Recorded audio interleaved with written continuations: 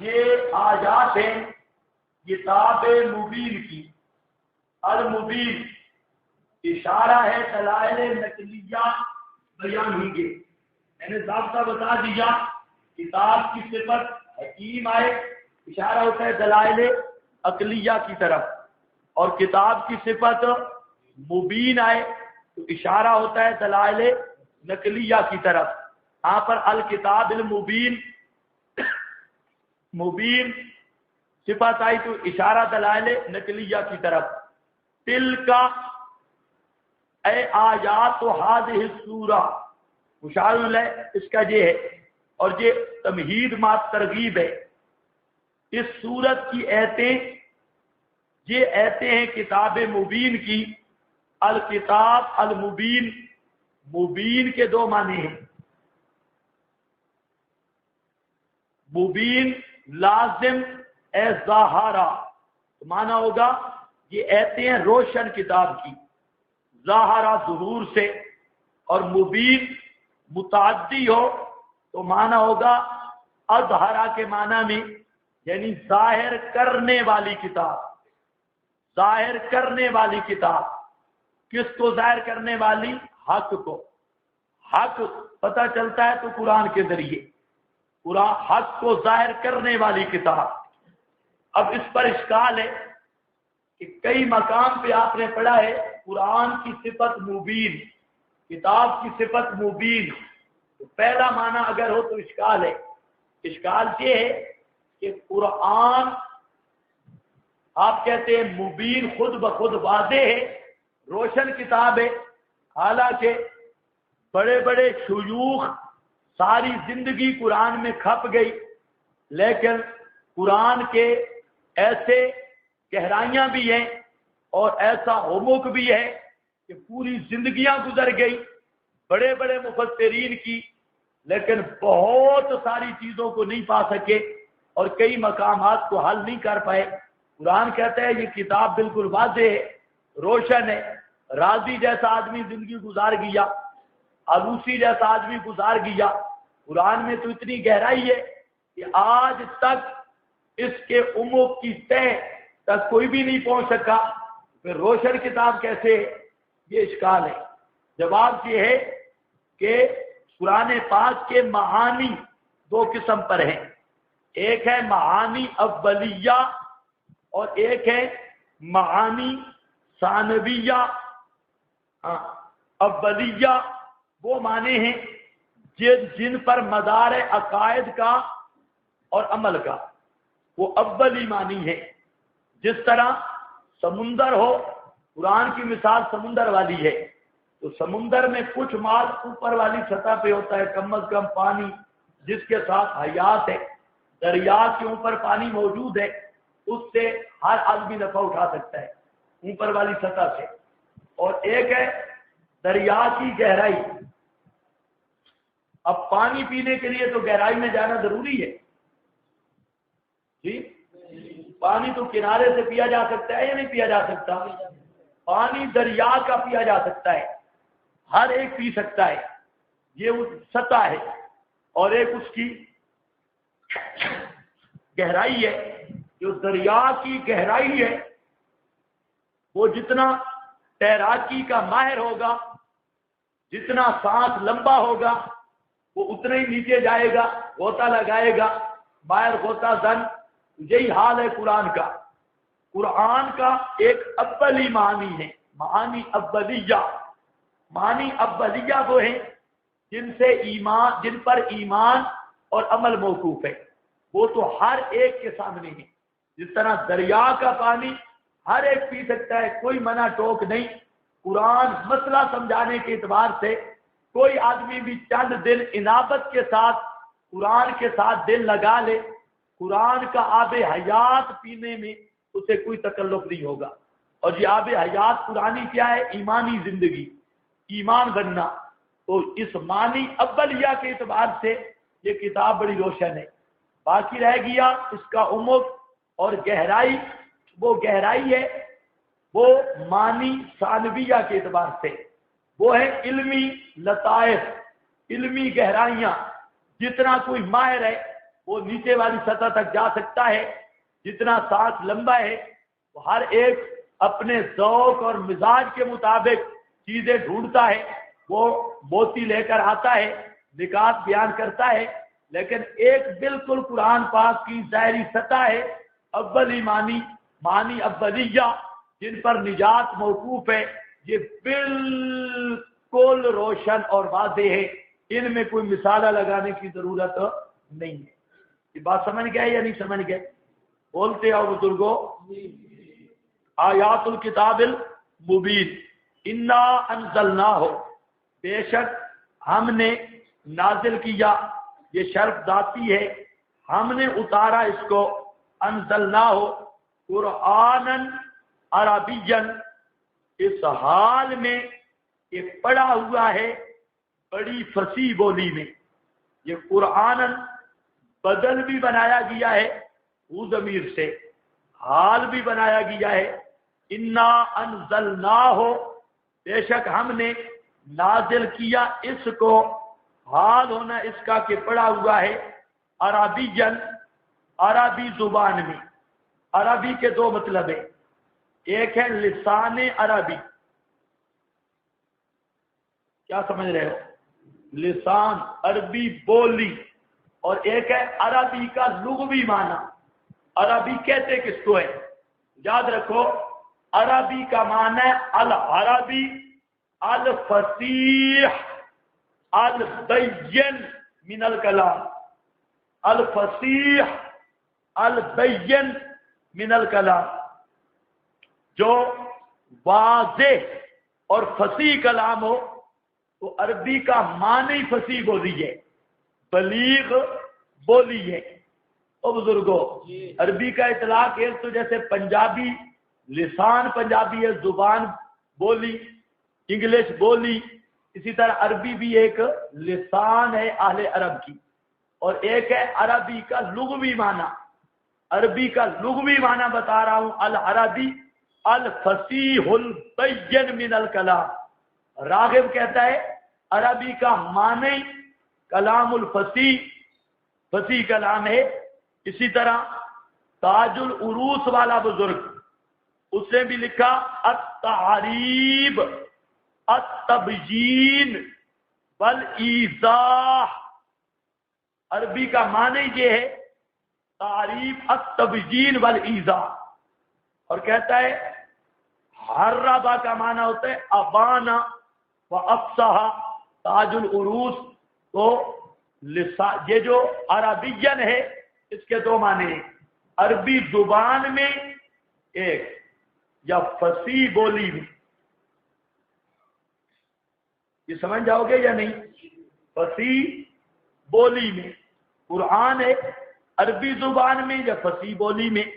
لعلکم تاکلون، یہ لعلکم تاکلون کا جملہ بتا رہا ہے کہ عربین اپنے لغوی معنی میں استعمال ہوتا ہے.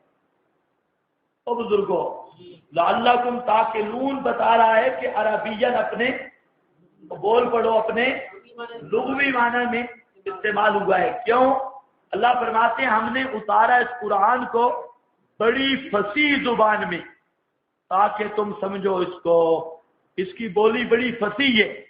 اگر عربی لسان عربی مراد ہوگی پھر سوال ہوگا. لسان عربی پر سوال ہے. وہ سوال یہ ہے کہ لعلکم تاکلون تو پھر عرب کے ساتھ خاص ہے. یہودیوں نے اس سے استدلال کیا ہے کہ محمد صلی اللہ علیہ وسلم کی نبوت بھی خاص عرب کے امیوں کے لیے تھی، اور اس طرح کی ایسے وہ پیش کرتے ہیں لعلکم تاکلون تاکہ تم سمجھو. اب یہ انگلش والوں کو تو نہیں کہا جاتا قرآن عربی میں آیا تاکہ تم سمجھو، یا پشتو والوں کو کہا جائے قرآن عربی میں آیا تاکہ تم سمجھو، یا پنجابی کو کہا جائے قرآن کو ہم نے عربی میں اتارا تاکہ تم سمجھو. اور کوئی سمجھ بھی آ رہی ہے یا نہیں؟ ہاں بول پڑھو، کوئی مسئلہ نہیں. عبد الرحمان کدھر ہے؟ وہ نعرہ لگا، بابے کے کان کے ساتھ پورا کینسر لگا. تکبیر تکبیر.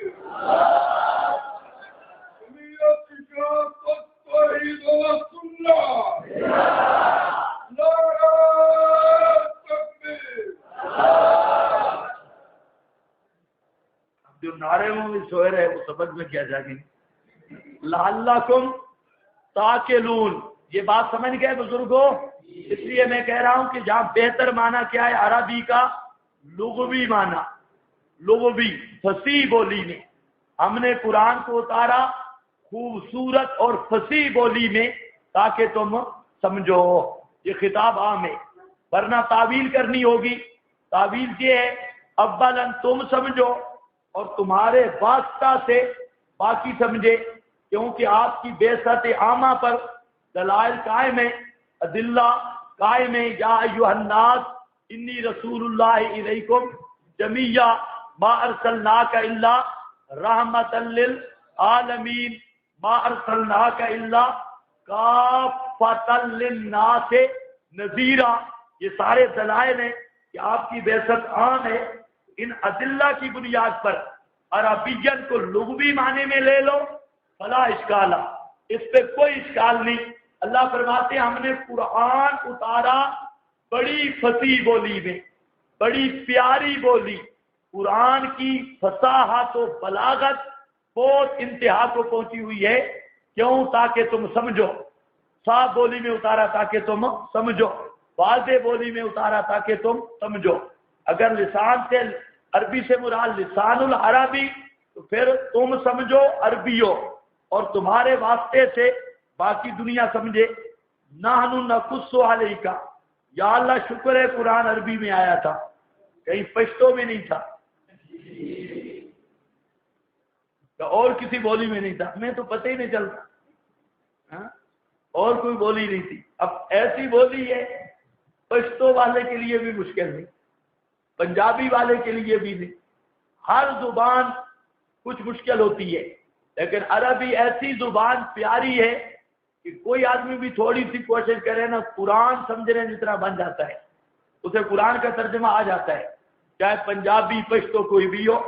ہاں بھائی، نحن نقص علیک، دو واقعات دنیا میں ایسے ہیں جن میں بڑے جھوٹ ہیں. دو واقعات، ایک واقعہ کربلا ہے. واقعہ کربلا میں جتنے جھوٹ بولے گئے شاید کہ کسی واقعہ میں بولے گئے ہوں. اور واقعہ کربلا کا جو نامہ نگار ہے وہ کمنٹری کرنے والا، وہ تقریباً 100 سال بعد واقعہ کربلا سے پیدا ہوا. 100 سال بعد، اور 100 سال بعد میں بیٹھ کے اس نے کمپوٹیشن شروع کیا. حضرت زینب نے جو کہا، لگتا ہے کہ وہ خبیث کربلا میں ساتھ ساتھ تھا، پوری کمنٹری کرتا ہے. حضرت حسین نے جو کیا، فلاں نے، اور یہ واقعہ کربلا سے 100 سال بعد، 150 سال بعد یہ پیدا ہو رہا ہے. اتنے جھوٹ واقعہ کربلا میں جتنے بولے گئے دنیا میں نہیں. اور دوسرا واقعہ قصہ یوسف میں اتنے جھوٹ بولے گئے، اتنے جھوٹ بولے گئے. توبہ، ایک کتاب ہے قصص المحسنین، مولانا عبدالستار کی ہے، پرانے زمانے کا اہل حدیث ہے، شروع جب تھے اس کی کتاب. وہ کتاب ایسے ایک لحاظ سے بہت زبردست کتاب ہے قصص المحسنین. پشتو والے بے فکر رہے، وہ سرائکی شاعری میں ہے، سرائکی اور پنجابی شاعری میں وہ کتاب ہے. فارسی قطعات بھی ہے، اور اس نے پورا حضرت یوسف کا واقعہ جہاں جہاں تفسیروں میں تھا، جہاں پورے بابوں کی شکل میں پورا ایک ہی وزن کی شاعری پہ لکھا ہے. ایک ہی وزن کی شاعری ہے پنجابی سرائکی، بہت زبردست شاعری. اس کے مطابق غزلیں، قطعات، وہ ایسی کتاب ہے آپ حیران ہو جائیں گے.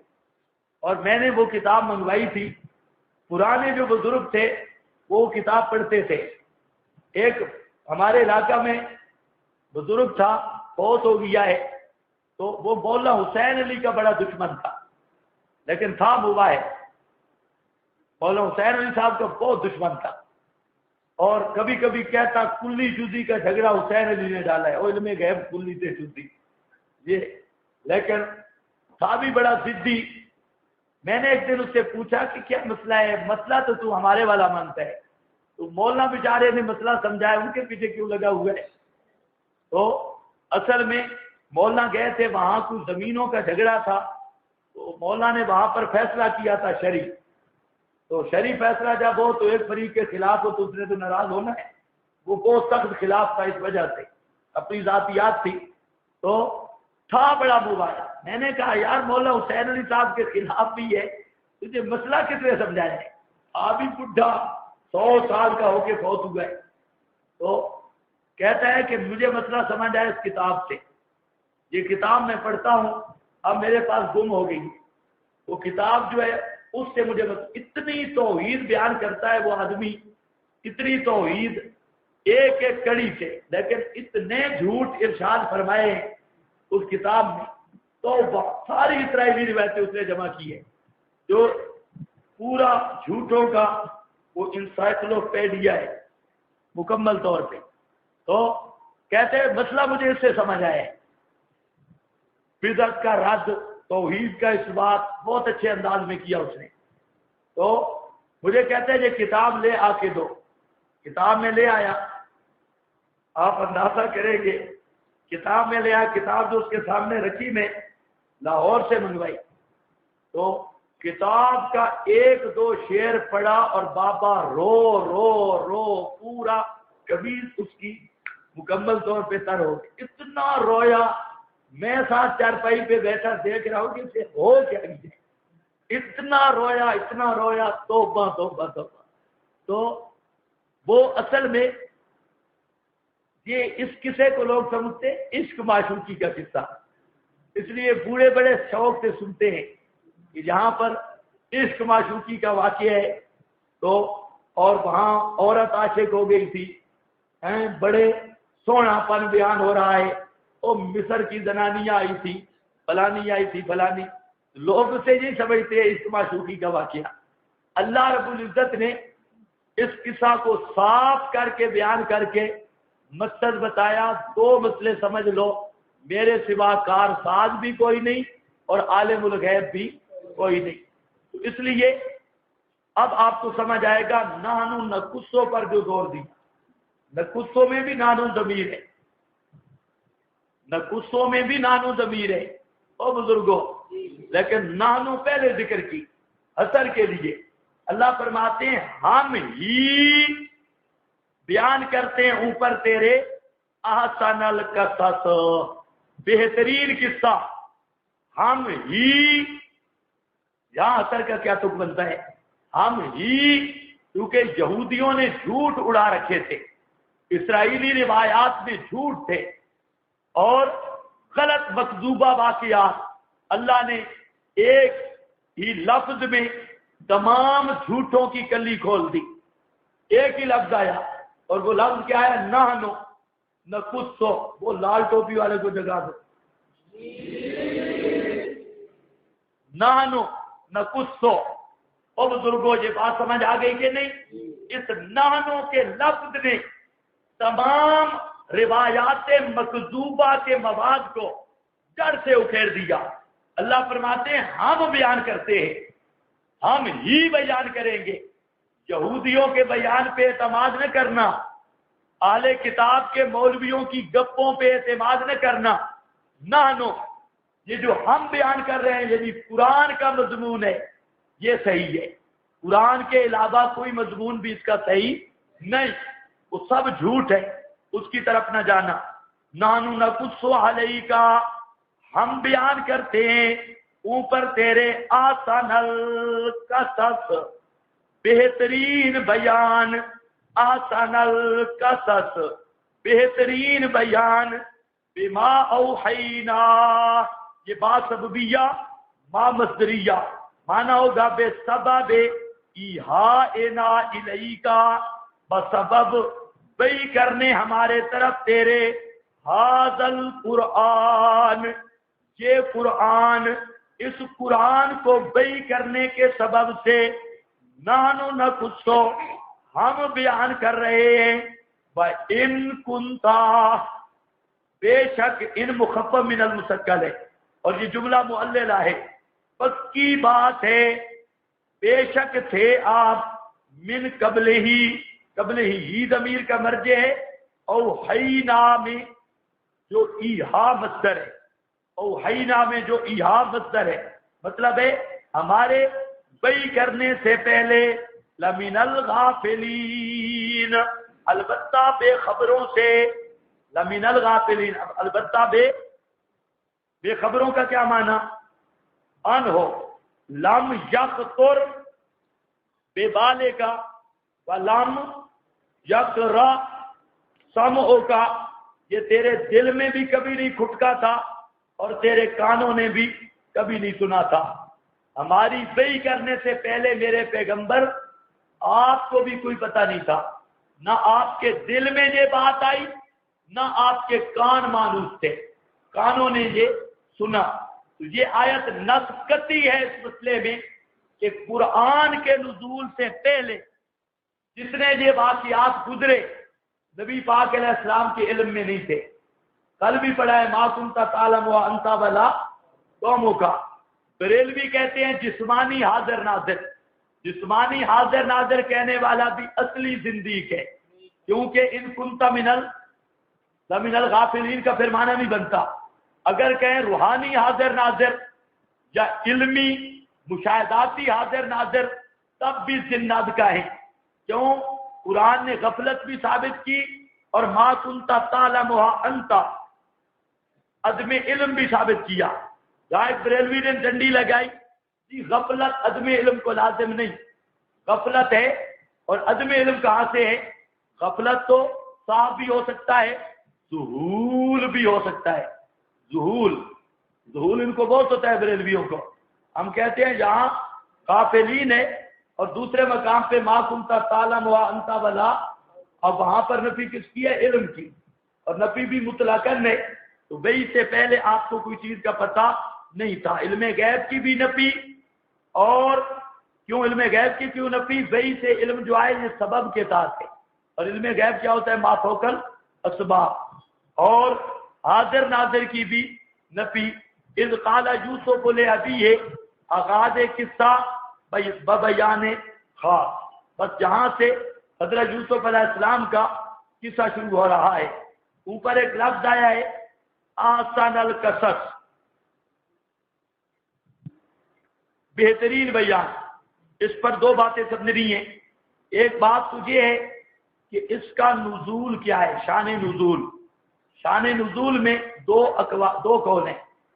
بعض علماء کہتے ہیں کہ اہل کتاب نے سوال کیا، یہودیوں کا سوال تھا، اصل میں مشرکین مکہ یہ جاہل لوگ تھے، یہ نبی پاک علیہ السلام کو لاجواب کرنے کے لیے یہودی مولویوں کے پاس سے رکے لکھوا لاتے، وہ مدینہ میں جا کر کہتے کوئی سوال لکھ دو، کوئی سوال بتاؤ تاکہ ہم نبی پاک کو لاجواب کریں۔ کوئی اصل تحریک یہود کی تھی، یہ واسطہ تھے۔ تو سوال انہوں نے کیا کہ حضرت ابراہیم تو یہ شام میں رہتے تھے، اور یہ حضرت یعقوب اور ان کی اولاد مصر میں کیسے پہنچے؟ یہ تو شام کے لوگ تھے، شام سے مصر میں، یہ بابے کو شام سے مصر میں کیسے پہنچ گئے؟ یہ تو اللہ تعالیٰ نے یہ واقعہ بتایا یہودیوں کو کہ مصر کو پہنچے تمہارے حسد کی وجہ سے، مصر کو پہنچے تمہارے حسد کی وجہ سے، تم نے حسد کیا، یوسف کو وہاں سے نکالا، یہی نتیجہ بننا مصر پہنچنے کا۔ ساتھ بےزتی بھی ہے یہود کی اور سوال کا جواب بھی ہے۔ معلوم ہوتا ہے کبھی کبھی جواب بےزتی کے ساتھ بھی دینا چاہیے، ہمیشہ صوفیوں والے نے۔ اچھا جی، دوسرا قول یہ ہے کہ خود صحابہ کرام نے، خازن وغیرہ نے نقل کیا جامع البیان میں بھی کہ صحابہ کرام نے خود استفسار کیا کہ کوئی بہترین سا قصہ سنواؤ، کوئی بہترین سا، تو اللہ تعالیٰ نے صحابہ کی خواہش پر اور سوال پر سورہ یوسف کو نازل کیا. دونوں قول جمع ہو سکتے ہیں, کوئی نہیں تعارض, کوئی نہیں. یہودیوں کا سوال بھی ہو گیا ہو اور صحابہ کرام کی خواہش بھی ہو, کوئی ان میں تعارض نہیں. آسن القصص, دوسری بات, آسن القصص کہنے کی وجہ, اس پر بڑی باتیں چھڑ گئی. روح المعانی والے نے تو کمال کیا ہے, روح المعانی اور زاد المسیر والا تو اور چھڑ پڑا ہے. مفسرین نے آسن القصص کہنے کی تقریباً 70 وجوہات لکھی ہے. کتنی؟ 70. یہ تقریب 40-45 تو عام تفسیروں میں لکھی ہے کہ اس کو آسن القصص کیوں کہا گیا. بڑی وجوہات, وہ جو 70 یا 60 لکھتے ہیں وہ ساری کڑیاں ملا لیتے ہیں. جہاں پر حسد کے انجام کا ذکر ہے, رقابت کے انجام کا ذکر ہے, مصائب کے نتیجے کا ذکر ہے, اور عصمت انبیاء کا ذکر ہے, اور گناہ سے حفاظت اور اللہ کی نصرت کا ذکر ہے, بادشاہوں کا ذکر ہے, رعایا کا ذکر ہے, خوابوں کا ذکر ہے, اور اسی طرح جو اللہ کے محبوب ہوتے ہیں ان کے ساتھ تائید ربانی کا ذکر ہے, اور توحید کا ذکر ہے, فلاں فلاں, وہ چلے گئے 70 تک. ہم اتنے لمبے ہونے والے نہیں, 70 وجوہات تک چلے جائیں. ہمارے حضرت رحمت اللہ علیہ پہ اللہ کی رحمتیں ہوں, عجیب بات کہی. دو باتیں ہیں. ایک حضرت نے کہی, حضرت فرماتے ہیں احسن القصص اس لیے کہا کہ اس میں سب سے بڑے توحید کے 2 رکن اور توحید کے مسئلہ میں مسئلہ علم غیب اور مسئلہ متصرف فی الامور ہونے کو اللہ نے لمبی دلیل کے ساتھ واضح کیا, اور اس طرح کی کوئی اور تفصیلی دلیل قرآن میں نہیں دی. ان 2 مسئلوں کے ثبوت میں لمبی تفصیلی دلیل ذکر کی, اس لیے فرمایا آسن القصص کہ 2 مسئلے حل ہو گئے کہ مختار کل بھی اللہ کے سوا کوئی نہیں اور عالم الغیب بھی اللہ کے سوا کوئی نہیں. اس لیے آسن القصص کہا. ہر ایک کا اپنا ذوق ہے. روح المعانی کی عبارت سے بھی اس طرف رجحان معلوم ہوتا ہے.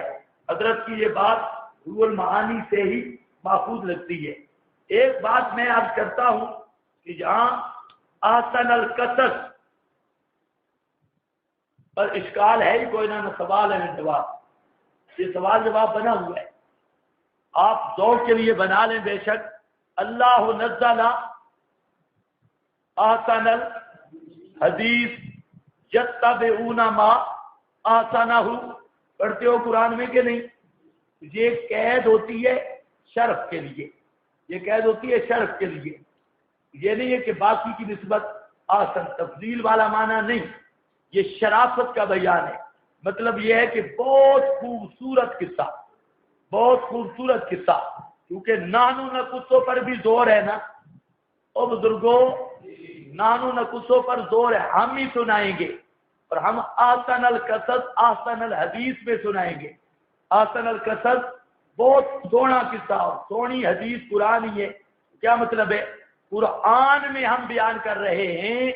یہودی جو بیان کرتے ہیں اپنی کتابوں سے بیان کرتے ہیں, اپنے کولوں بیان کرتے ہیں, اپنی طرف سے بیان کرتے ہیں, اور ہم بیان کر رہے ہیں قرآن میں.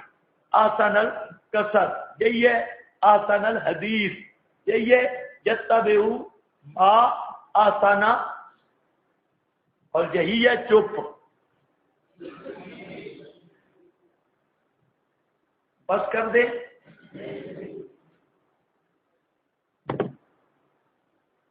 نہیں تو بولیں. پہلے 10 بجے شروع ہوئے ہیں تو بولو تاکہ سبق آگے چلے.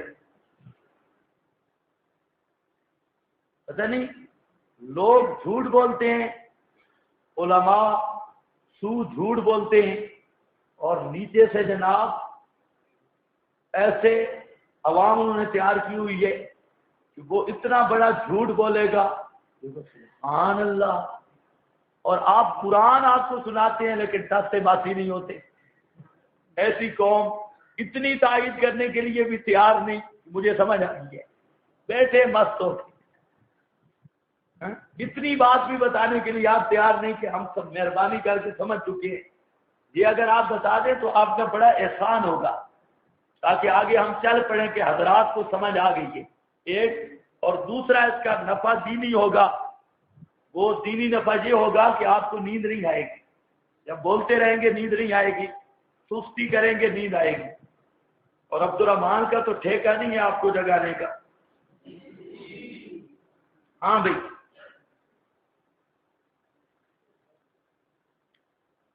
دو باتیں میں نے بتا دی ہیں۔ اب ذرا دیکھو، اذ قال یوسف کو سے قصہ شروع ہو رہا ہے۔ اس قصے کا متن ایک خواب ہے، اس کا یہ متن ہے، خواب قصے کا متن ہے، اور باقی جتنے احوال آ رہے ہیں اس خواب کی شرح ہے، اس خواب کی تعبیر تک ہے۔ بس یہ خواب آیا اور اس کی خواب کی تعبیر پوری ہوئی، قصہ صرف اتنا ہے۔ حضرت یوسف نے بچپن میں ایک خواب دیکھا اور اس خواب کی پھر تعبیر پوری ہوئی۔ کیسے ہوئی؟ یہ 15 احوال بیان ہوں گے۔ گویا کہ یہ خواب جو ہے یہ متن ہے اور باقی قصہ اس کی شرح ہے۔ اذ قال یوسف، یا اس طرح سمجھو یہ تمہید ہے اور باقی تقریر ہے۔ خواب تمہید، باقی تقریر، یہ متن باقی شرح۔ اذ قال یوسف لأبیہ،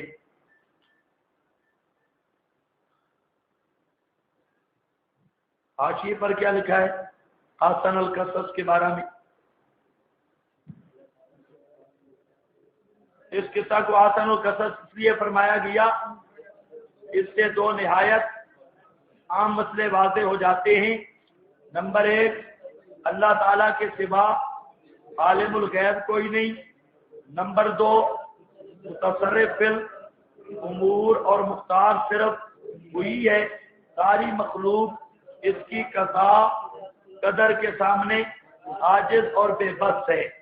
قد افادت انہ لا دافع لقضاء اللہ ولا مانع من قدرہ فانہ سبحانہ اذا قضى لانسان بخیر مقیمۃ ولو ان اہل العالم اجتمعوا على دفع ذلك لم يقدروا۔ هو المعانی، تو کہتے ہیں اس سے پتہ چلتا ہے لا دافع لقضاء اللہ، اللہ کی قضا کو روکنے والا کوئی نہیں، ولا مانع من قدر ہی، اللہ کی تقدیر کو کوئی روکنے والا نہیں۔ اور اللہ سبحانہ جب فیصلہ کرے کسی انسان کے لیے خیر اور عزت کا، سارا فلو ان اہل العالم، سارا جہان اکٹھا ہو جائے، الا دفع ذالک، اس عزت کے خلاف، لم یقدروا، وہ قادر نہیں ہے۔ اگر یہ آپ کا عقیدہ بن جائے نا تو سارے مسئلے حل ہیں۔ آدمی خدا کے لیے کام کرے، ساری دنیا مخالف ہو، سارا جہان مخالف ہو، کچھ بھی نہیں ہو سکتا۔ سارے ملا مخالف ہوں، پیر مخالف ہوں، جو بھی ہوں، تندے باد مخالف سے نہ گھبرائے عقاب، یہ تو چلتی ہے تجھے اونچا اڑانے کے لیے۔ اگر یہ مخالف جو آندھی آتی ہے مولویوں کی شکل میں، پیروں کی شکل میں، اور میں کہتا ہوں خدا کی قسم ہمیں تو خوشی ہوتی ہے جب ہم سنتے ہیں فلانا مولوی گالیاں نکال رہا تھا، فلانا جو، مجھے تو بہت خوشی ہوتی ہے۔ شکر ہے لوگوں کو اور وجہ سے گالیاں نکلتی ہیں، اور یا اللہ ہمیں تیرے مسئلے کی وجہ سے گالیاں نکلتی ہیں، تو یہ تو بڑا احسان ہے۔ اس لیے یہ جو تندی باد مخالف سے نہ گھبرائے عقاب، یہ تو چلتی ہے تجھے اونچا اڑانے کے لیے۔ اب نظریہ یہی ہوگا، اور جو اللہ عزت دینا چاہتا ہے، ساری دنیا الٹی لٹک بھی جائے کچھ بھی نہیں کر سکتے۔ دیکھو کیا کیا بھائیوں نے، مکہ والوں کو کہا جا رہا ہے، او مکہ والوں تم بھی میرے نبی کے بھائی ہو، اور جو بھائیوں نے حسد کیا تھا تم بھی حسد کر رہے ہو۔ میرا پیغمبر مسئلہ بیان کر رہا ہے، تمہیں نہیں پچ رہا، ہر روز سکیمیں کرتے ہو، مشورے کرتے ہو۔ خیال کرنا انہوں نے کنویں میں ڈالا تھا، لیکن کنویں میں ڈالنا گلے پڑ گیا۔ تم بھی کوئی ایسا قدم نہ اٹھانا کہیں یہ قدم بھی تمہارے گلے نہ پڑ جائے۔ اور بعض کا اگر واقعہ آپ دیکھیں تو پوری مشابہت ہے، جس طرح بھائیوں نے حضرت یوسف کو کنویں میں ڈالا، حسد کیا، قریش مکہ نے نبی پاک کو مکہ سے نکال دیا، مدینہ میں بند کیا، اور پھر وقت آیا جس طرح بھائی جس مسکنت کے اور ذلت کے ساتھ حضرت یوسف کے سامنے ہاتھ جوڑ کے کھڑے تھے، اللہ وہی وقت لایا چند سالوں میں کہ وہی مکہ والی برادری نبی پاک علیہ السلام کے سامنے ہاتھ جوڑ کے کھڑی تھی، اور آپ نے وہاں پر یہ جملہ کہا تھا لا تثریب علیکم اليوم۔ یہ قرآن پہلے مکے میں بتایا جا رہا ہے کہ تمہارا اور محمد صلی اللہ علیہ وسلم کا معاملہ بھی ایسے ہونے والا ہے جیسے یوسف اور ان کے بھائیوں کا تھا۔ اب اس سے بڑھ کر کتاب اللہ کی صداقت کی کیا دلیل ہو سکتی ہے؟ مکہ میں کھڑے ہو کے، جبکہ آپ کوئی وسائل نہیں، کمزوری ہے، بچ نکلنے کا بظاہر راستہ ہی نہیں، لیکن قرآن چیلنج کر رہا ہے واقعہ وہ پیش آئے گا جو یوسف کے ساتھ ہے، اور ایک دن تمہیں پچھتانا پڑے گا، نہ کرو حسد، یہ حسد مہنگا پڑے گا۔ تو قرآن کریم نے یہ اہم مسئلہ سمجھا دیا کہ اللہ جسے مقام دے اسے کوئی چھین نہیں سکتا۔ اللہ نے دینا تھا، مقام دے دیا۔ آپ کے لیے بھی یہ درس عبرت ہے، سارا جہان اکٹھا ہو جائے۔ کل بھی میں نے کہا وہ سریکی والے بابے نے بڑی عجیب بات کی ہیں، جس دیوے نو اونچا بالے قد کسے تو او تیری اونٹ پنا خدایا تے اور نہیں کوئی سجدہ۔ پنجابی ہو تم تو بولو، اور نہیں کوئی سجدہ۔ جس دیوے نو اونچا بالے قد کسے تو بجدہ۔ یہ ہے اس صورت میں پوری بات۔ لو ان اہل العالم اجتمعوا علی دفع ذالک لم یقدروا۔ ہاں بھائی، اذ قال یوسف لابیہ، جب کہا یوسف نے اپنے باپ کو، یا ابت، اے میرے ابا جان، انی رأیت احد عشر کوكبا، دیکھا میں نے 11 ستاروں کو، والشمس والقمر، اور سورج اور چاند کو، رأیتہم لی ساجدین، دیکھا میں نے ان کو لی ساجدین، اپنے سامنے سجدہ کرتے ہوئے۔ یہ ہے خواب اتنا تھا۔ حضرت یوسف علیہ السلام کا خواب اتنا ہے کہ خواب میں 11 ستارے، سورج اور چاند سجدہ کر رہے ہیں۔ سجدہ کے دونوں معنی کیے گئے ہیں، جھک رہے ہیں، یا وضع الجبہ کی صورت ہو، جو بھی ہو، سجدہ حقیقی ہو یا انحناء ہو یا عاجزی ہو، عاجزی کر رہے ہیں، تینوں معنی ہو سکتے ہیں ساجدی۔ حضرت یوسف کی عمر مفسرین لکھتے ہیں کہ 13 یا 10 سال تھی جب حضرت نے خواب دیکھا، اور حضرت کے 11 بھائی اور تھے۔ ایک سگا بھائی تھا بنیامین اور یوسف، یہ دونوں ایک ماں سے تھے، اور باقی جو 10 بھائی تھے وہ ان کی ماں اور تھی، باپ ایک تھا۔ باپ یعقوب تھا، ماں دونوں کی جدا تھی۔ تو بھائی پہلے سے ہی حضرت یوسف علیہ السلام سے حسد رکھتے، کیونکہ حضرت یعقوب کی توجہ زیادہ حضرت یوسف کی طرف ہوتی، اور آپ کو بہت محبوب تھے۔ اب کیوں محبوب تھے یہ بات آگے جا کے کرتے ہیں احبوں پر۔ بہرحال حضرت یوسف علیہ السلام نے خواب دیکھا کہ 11 ستارے، 11 ستاروں سے مراد کیا ہیں؟ 11 بھائی، اور شمس سے مراد ہے حضرت یعقوب۔ القمر، قمر سے مراد، اس میں اختلاف ہے۔ بعض حضرات کہتے ہیں قمر سے مراد ہے خالہ، کیونکہ حضرت یوسف کی امی فوت ہو گئی تھی، بنیامین کے نفاس میں وہ فوت ہو گئی، بعض نے یہ کہا، لیکن صحیح بات یہ ہے کہ قمر سے مراد حضرت یوسف کی ماں ہے، خالہ نہیں ہے۔ جو حضرات کہتے ہیں کہ امی فوت ہو گئی تھی، ان کی اصل دلیل یہ ہے، وہ کہتے ہیں کہ اگر امی زندہ ہوتی تو باپ کو اتنا بیٹا پیارا نہیں ہوتا جتنا ماں کو پیارا ہوتا ہے، تو اس کے درد کا ذکر بھی قرآن کرتا۔ حضرت یعقوب کے درد کا ذکر کیا، لیکن ماں کی محبت زیادہ ہوتی ہے، اگر ماں زندہ ہوتی اس کے احوال بھی قرآن ذکر کرتا۔ اور دوسرا، حضرت علامہ سدی صاحب وہ بھی کہتے ہیں کہ ماں فوت ہو گئی، ہم کہتے ہیں حضرت علامہ کو بھی اپنے پاس رکھو، سدی شیطان کو۔ اور یہ جو مسئلہ ہے کہ قرآن نے ذکر کیوں نہیں کیا، اس کی وجہ اور ہے۔ قرآن پاک کا مقصود تب بھی رکتیں بیان کرنا نہیں، بلکہ قرآن کوئی مرثیوں والی کتاب نہیں ہے کہ دکھ بیان کیے جائیں، ماں کیسے دکھی ہوئی، فلانا کیا ہوا۔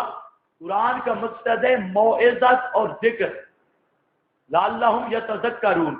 اس لیے جو موعظت، واعظ اور نصیحت کا تعلق تھا، جس حصے کا قرآن نے ذکر کر دیا، باقی ماں کا دکھ اور درد جو ہے، ماں کا دکھ درد یہ ایک طبی رکتوں والی چیز ہے، طبعاً رکت آمیز ہے، تو قرآن طبی رکتوں کو نہیں چاہتا، شریعت اور موعظت اور ذکر و نصیحت کا قائل ہے، اس لیے ماں کا ذکر نہیں کیا۔ یہ تو بعض قسم کے لوگ ہوتے ہیں، کوئی نہ کوئی دکھی سا واقعہ سنا دیا۔ خطیب شروع تھا، کھوتے نے فرمایا، کیا بات، سبحان اللہ، کھوتے نے فرمایا، آگے آواز سبحان اللہ، کیا فرمایا؟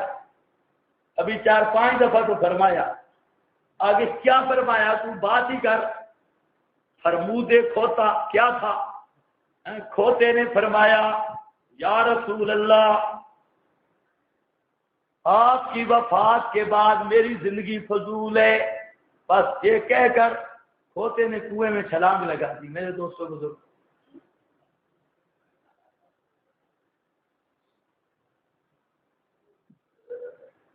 خدا تجھے ہدایت کرے۔ کہتے ہیں حضرت یوسف کے قصے کو آسن اور قصر فرمایا، حضرت ابراہیم کا قصہ بھی تو اچھا ہے، تو سویا ہوا تھا تو جی ایک بھی نہیں سنی، ایک بھی تو جی نہیں سنی، نیچے نام بھی ذرا لکھ کے بھیج۔ بات سمجھتے کوئی نہیں، پرچی لکھ دیتے ہیں، جواب ہو گیا ہے یا نہیں ہو گیا؟ یہی بات تو میں نے بیان کی ہے، خدا کے بندے۔ ہاں بھائی، میری پوری تقریر خراب کر دی ہے، ہوتا کنویں میں گر گیا تھا۔ یہ خطیبوں کی عادت ہوتی ہے۔ ایک خطیب شروع ہوا کہ پورا گھنٹہ لگایا، بادشاہ بیمار ہو گیا جی، کیا طبیبوں نے لا علاج کر دیا۔ ایک طبیب نے کہا کہ نوجوان بچہ ہو، چھوٹا بچہ ہو، اتنے سالوں کا، اس کے رگ کا خون ہو، اس کو ذبح کیا جائے اور خون سے کشتہ بنے گا۔ مارنا مراد حکیموں، کشتہ بنے گا بچے کے خون سے کشتہ بنے گا۔ وہ کشتہ جو ہے بادشاہ کھائے گا، بچہ ٹھیک ہوگا۔ آگے پھر بیان کرتے ہوئے 8-10 سال کا بچہ ہو، وہ ادھر بوڑھے رو رہے ہیں، سبحان اللہ، پورا مرثیہ واقعہ کربلا بیان ہو رہا ہے، اور ادھر سوریں لگی ہیں۔ اچھا، کیا ان سے پوچھو قرآن ہے حدیث ہے کیا چیز ہے؟ میرا گپو ٹیشن، اور وہ بھی اپنا مثالہ لگا کے، ربڑ لگا کے بیان ہو رہا ہے جی۔ چھوٹا بچہ 5-6 سال کا چھوٹا بچہ، آگے خطیب خود بھول گیا، بیان کرتے کرتے کرتے وہ گئے جنگل میں، وہاں ایک بڑھیا تھی، ایک بوڑھا تھا، کانپ رہے تھے چارپائی پر، ان کا ایک چھوٹا بچہ تھا۔ تو وہ جب اتنے کانپ رہے تھے تو اتنا چھوٹا بچہ انہوں نے جنا کہتے، ان کا اتنا چھوٹا بچہ نہیں تھا، کوئی خارق کی عادت ہی ہو یہ بھی۔ ادھر کہتے اتنے بوڑھے تھے، وہ کانپ رہے تھے، اٹھ نہیں سکتے تھے، اور بچہ کھیل رہا تھا۔ اب ادھر بوڑھے روتے ہیں، سبحان اللہ، یہ موت والا پروگرام شروع ہے۔ وہ بچے کو لے کے آ گئے جی، بچے کو، یہ ہوتی ہے رکت خطیبوں کی، بچہ لیا، وہ بچہ لینے پر بھی تقریباً 15 منٹ کی تقریر ہے، بچہ لے لیا، اس طرح لیا اس طرح لیا، آ گیا جی بچہ، بادشاہ کے دربار میں جلاد آ گئے، فلانا آ گیا، کمنٹری شروع ہو گئی، ادھر جلاد چھرے لے کر کھڑے ہیں، انہوں نے کہا جلاد نے کہ اب بادشاہ نے کہا اس کا نیچے سونے کی تھالیں آ گئی، فلاں آ گیا، تو وہ خون جمع کرنا تھا، بس بچے نے ایسے اوپر دیکھا۔ اب یہاں خطیب بھی روتا ہے، عوام بھی روتی ہے، حالانکہ نرا جھوٹ ہے، اول سے آخر تک جھوٹ، کوئی چیز بھی نہیں، اور ایک اپنی طرف سے کھڑ کے واقعہ۔ خطیبوں کا مقصد ہوتا ہے رکت پیدا کرنا، قرآن کا یہ مقصد نہیں۔ قرآن شاہی کلام ہے اور شاہانہ طرز پہ مسئلہ سمجھاتا ہے، اس لیے ماں کی رکتیں، ماں کتنی روئی، کیا کرتی رہی، کوئی نہ، مقصد ہی کوئی نہیں، روانے والا خود ہے، جتنا بھی روا دے کسی کو۔ یعقوب کا ذکر بھی اس لیے کیا، یعقوب نبی روتا رہا، متصرف اور عالم الغیب ہوتا تو رونے کی ضرورت نہیں تھی، وہ بھی اس لیے رونے کا ذکر کیا، ورنہ قرآن رلانے نہیں آیا، قرآن اپنا بنانے آیا ہے، اور قرآن کی معزت شاہانہ تقریریں ہوں گی۔ اس لیے جواب دے رہا ہوں بزرگوں، کیا ماں کا ذکر کیوں نہیں کیا؟ وہ ایسے خطیبوں کو خیال آیا ہے۔ القمر سے مراد کون ہے؟ حضرت کی والدہ۔ آپ اگر آسن اور کثرت پڑھیں، آپ بھی رو پڑھیں، ہم جب پڑھتے تھے ہمارے بھی آنسو آ جاتے، بہت عجیب عجیب وہاں رکت آمیز واقعات ہیں۔ والقمر رأیتہم لی ساجدین، دیکھا میں نے ان کو، لی ساجدین، یہاں پر سوال ہے، رأیتو تو پہلے بھی آ گیا ہے، یا ابت انی، یہ رأیتو ثانیہ کیوں آیا؟ اس کے دو جواب ہیں، ایک تجھے تاکید کے طور پہ، بات لمبی ہو گئی تھی، وہ ہوتے العہد کے لیے، یا یہ جملہ مستانفہ جواب ہے سوال مقدر کا، جب کہا نا کہ میں نے دیکھا 11 ستاروں، چاند، سورج کو، سوال ہوا کیا دیکھا، کیا کر رہے تھے؟ کہ رأیتہم لی ساجدین، دیکھا میں نے ان کو سجدہ کرنے والے، سجدہ کرنے والے۔ یہ جواب سوال مقدر کا، جس کو آپ جملہ مستانفہ کہتے ہیں۔ ہاں بھائی، حاشیہ ہے نا آپ کے پاس اوپر، ادھر او القمر پر، یہ حاشیہ مجھے بھی یاد دلاتے ہو، حاشیہ سارا پڑھتے ہو۔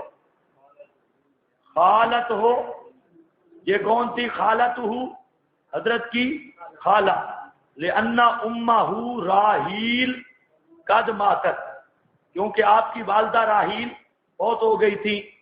والمحققون علی ان المراد امہ، محققین اس بات پہ ہیں کہ قمر سے مراد ماں ہے حضرت یوسف کی، فہیا کانت حیۃ، یہ زندہ تھی، فلا دلیل قویا علی موتہا، کوئی کبھی دلیل نہیں ان کی موت پر، وسیاتی لذالک مزید و بیان فی آخر صورت، اس کا مزید بیان آئے گا آخر صورت میں۔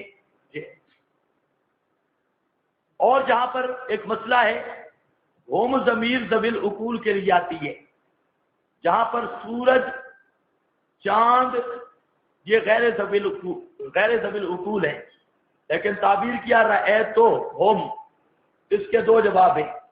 ایک جواب تجھے ہے کہ یہ غیر ذوی العقول ہے، لیکن سجدہ فعل ذوی العقول کا ہے، سجدہ فعل ذوی العقول کا ہے، تو انہوں نے چونکہ فعل کیا ذوی العقول والا، اس مناسبت سے ذوی العقول کی تعبیر کر دی گئی، ضمیر کو ذکر کر دی گئی۔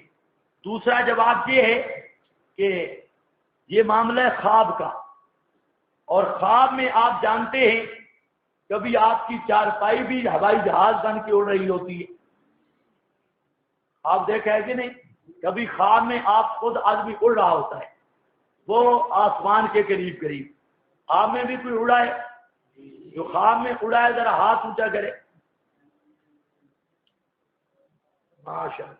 جو خواب میں اڑنا، یہ تعبیر اس کی ہے کہ اللہ دین کی وجہ سے عزت دے گا. خواب میں جو آدمی اڑتا ہے اس کی پکی تعبیر ہے اس آدمی کو دین کی وجہ سے اللہ عزت دیتا ہے اور اونچی پرواز دیتا ہے. اور یہ جو اونچی پرواز ہوتی ہے یہ کس کی ہوتی ہے؟ دین کی وجہ سے. دنیا نیچے جاتی ہے، دینی پرواز جو ہے یہ اونچی ہے.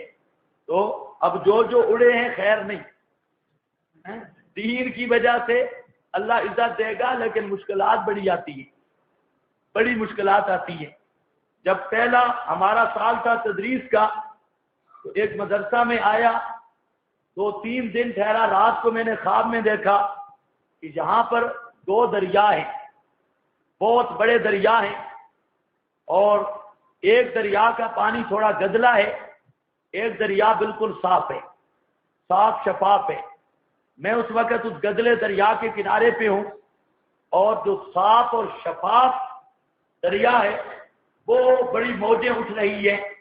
اسی مقام پہ ابھی کھڑا ہوں کہ حضرت یونس علیہ السلام وہ سامنے آ گئے. خواب کا واقعہ ہے. حضرت یونس علیہ السلام سے ملاقات ہوئی تو میرے ذہن میں اب خواب کے اندر یہ آ رہا ہے کہ یہ تو حضرت یونس ہے، مچھلی کے پیٹ میں آئے تھے تو بڑے ہنس کے ملتے ہیں. تو میں نے کہا حضرت آپ کس دریا میں آئے تھے مچھلی کے پیٹ میں؟ وہ جو صاف دریا تھا اس کی طرف کہتے ہیں کہ آپ بھی ادھر آ جائیں، اس دریا پہ آ جائیں. میں اس دریا میں مچھلی کے پیٹ میں آیا تھا. اب وہ اندر مچھلیاں ہیں، بڑی بڑی مچھلیاں، پانی اتنا شفاف ہے وہ نظر آ رہی ہے. تو وہ مچھلیاں بھی ہم دیکھ رہے ہیں. وہ لمبی گپ شپ لگی، وہاں ٹہلتے رہے دریا پر. یہ دوسرا دن تھا.